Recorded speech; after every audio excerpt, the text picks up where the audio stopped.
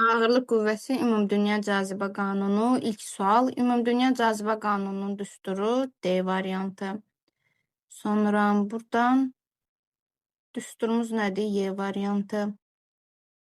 Düsturdan qravitasiya sabitin böyük J-ni istəyir. Böyük J-ni buradan tapanda F vur R kvadratı bölünsün M1 vur M2. D variantı. Qravitasiya sabiti ədədi qiymətcə. Aralarındakı məsafə 1 metr, hər birinin kütləsi 1 kiloqram olan iki cisim arasındakı cazibə qüvvəsinə bərabər kəmiyyətdir. 5-ci sual. İki cisim arasındakı məsafəni 2 dəfə azaltdıqda onlar arasındakı qravitasiya cazibə qüvvəsinin qiyməti. Düstur F bərabərdir J M1 M2 böl R kvadratda axı. Məsafə ilə tərs və kvadratik asılıdır. Məsafəni 2 dəfə azaltdıqda bizim cavabımız 4 dəfə artır. Həm kvadrata yüksəldirəm, həm tərsini götürürəm. Burada məsafəni 4 dəfə artırırıqsa cavab 16 dəfə azalar.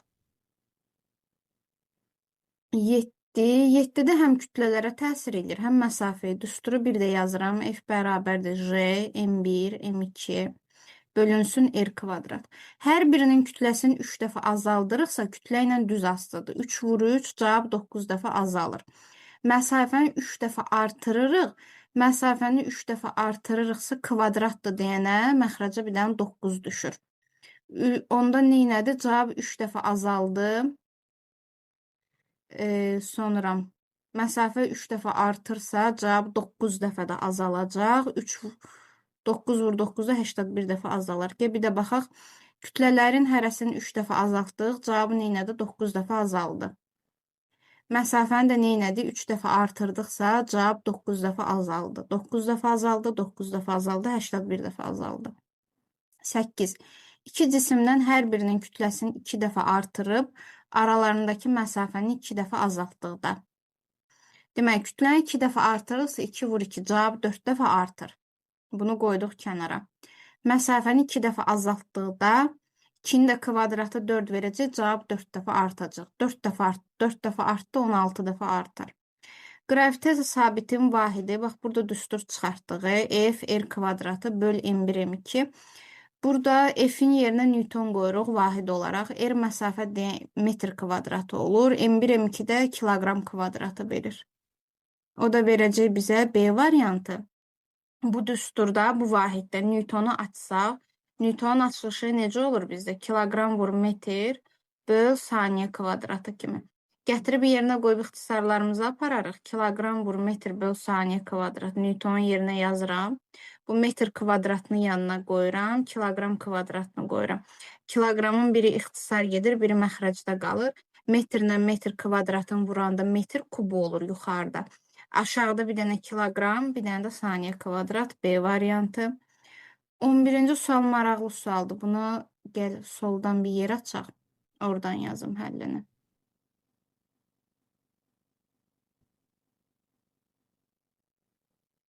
Kütlələri M1 və M2 olan maddi nöqtələr arasındakı qravitasiya qarşılığı təsir qüvvəsi modulu F olduğunu bilərək, M1 və M3 kütləli maddi nöqtələr arasındakı qarşılığı təsir qüvvəsinin modulunu müəyyən edin.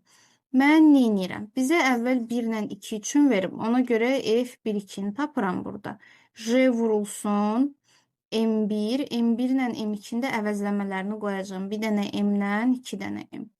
Böl R kvadratı. R-i də neynəyəcəm? 1 ilə 2 arasındakı məsafəyə baxacağım. 2 damadı kvadratı 4. 2 ilə 4 ixtisar gedir. Buraya 2 düşür.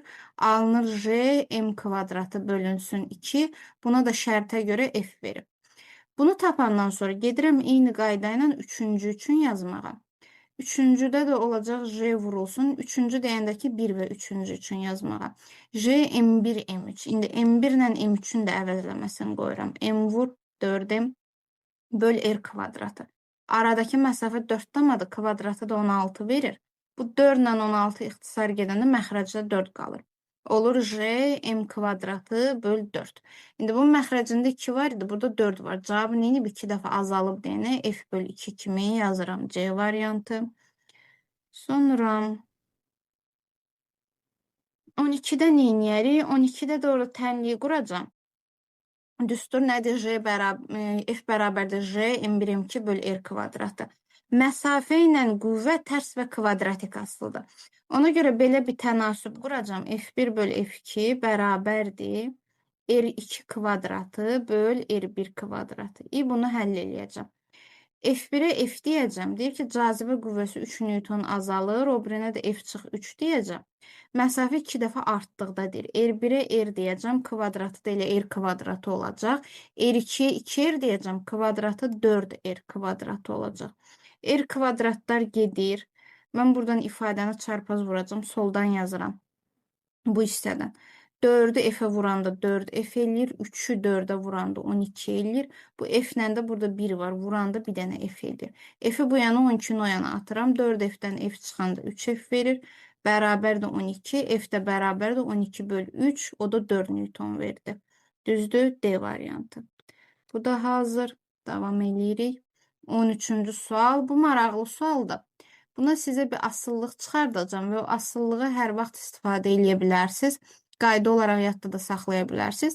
Bir-birinə toxunan R radiusu iki polad kürə arasındakı gravitasiya cazibə qüvvəsi F-dir.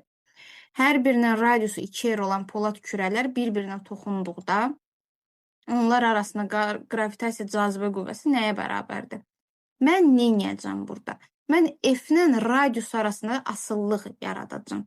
F bərabərdir. Yenə yazsaq J, M1, M2 böl R kvadrat. Düzdür.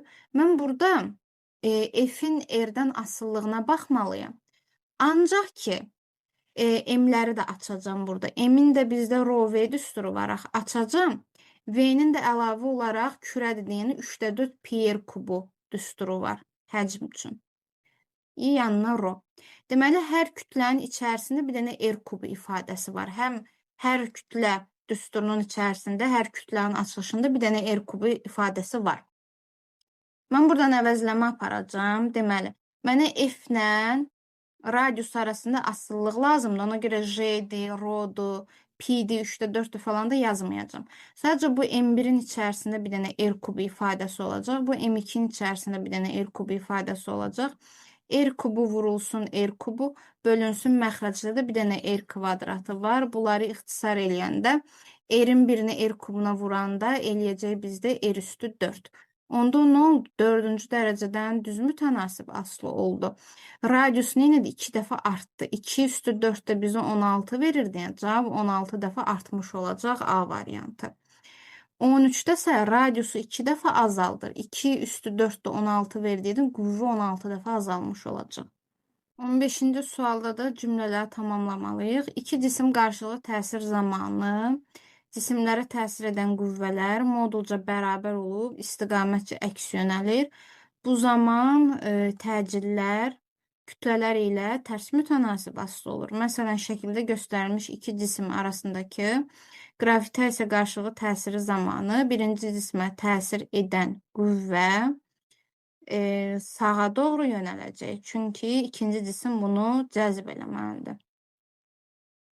İkinci cismə təsir edən qüvvə də sola doğru olacaq. Çünki 1-2-ni cəzb eləyəcək. Gravitasiya qüvvəsi cisimlərin kütləsindən düz mütənasib asılı olsa da, cisimlərin təcilləri kütlələrindən tərs mütənasib asılıdır. Bu da 5, 3, 4, 2, 1, 6, 4 C variantı.